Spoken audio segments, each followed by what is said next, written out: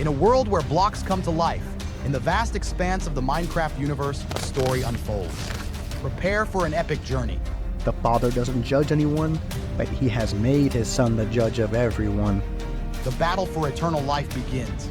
Join us as we delve into the mysteries of Minecraft, where faith and adventure collide.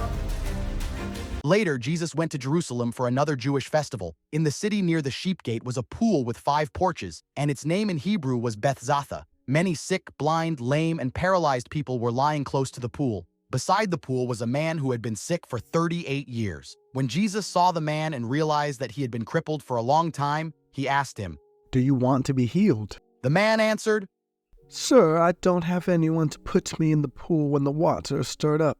I try to get in, but someone else always gets there first. Pick up your mat and walk." Right then, the man was healed. He picked up his mat and started walking around. The day on which this happened was a Sabbath. When the Jewish leaders saw the man carrying his mat, they said to him, "This is the Sabbath. No one is allowed to carry a mat on the Sabbath." But he replied, "The man who healed me told me to pick up my mat and walk." They asked him, "Who is this man that told you to pick up your mat and walk?" but he did not know who Jesus was, and Jesus had left because of the crowd. Later, Jesus met the man in the temple and told him, "You are now well, but don't sin anymore, or something worse might happen to you." The man left and told the leaders that Jesus was the one who had healed him. They started making a lot of trouble for Jesus because he did things like this on the Sabbath. But Jesus said, "My Father has never stopped working, and this is why I keep on working." Now the leaders wanted to kill Jesus for 2 reasons. First, he had broken the law of the Sabbath, but even worse, he had said God was his Father, which made him equal with God. Jesus told the people, "I tell you for certain the Son cannot do anything on his own. He can only do what he sees the Father doing, and he does exactly what he sees the Father do.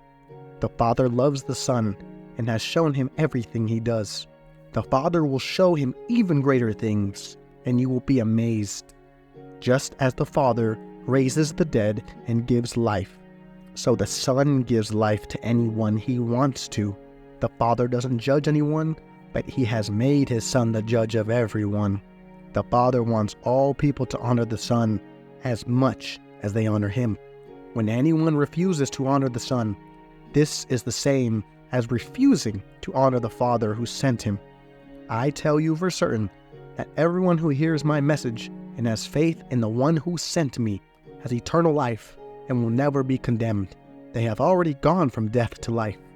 I tell you for certain the time will come, and it is already here, when all of the dead will hear the voice of the Son of God, and those who listen to it will live. The Father has the power to give life, and he has given that same power to the Son, and he has given his Son the right to judge everyone, because he is the Son of Man. Don't be surprised. The time will come when all of the dead will hear the voice of the Son of Man, and they will come out of their graves. Everyone who has done good things will rise to life, but everyone who has done evil things will rise and be condemned. I cannot do anything on my own. The Father sent me, and he is the one who told me how to judge. I judge with fairness because I obey him, and I don't just try to please myself. If I speak for myself, there is no way to prove I am telling the truth. But there is someone else who speaks for me, and I know what he says is true. You sent messengers to John, and he told them the truth. I don't depend on what people say about me, but I tell you these things so that you may be saved. John was a lamp that gave a lot of light, and you were glad to enjoy his light for a while. But something more important than John speaks for me. I mean the things that the Father has given me to do. All of these speak for me and prove that the Father sent me. The Father who sent me also speaks for me, but you have never heard his voice or seen him face to face. You have not believed his message because you refuse to have faith in the one he sent.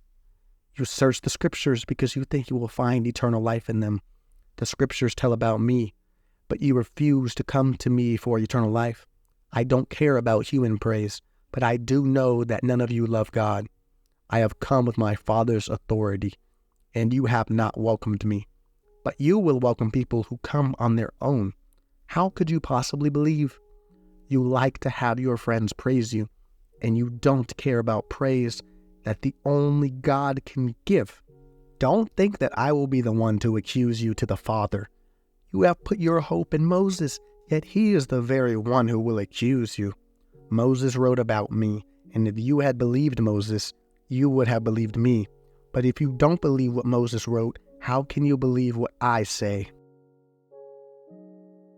Don't forget to subscribe for more profound readings. Thanks for being part of our community. Until next time.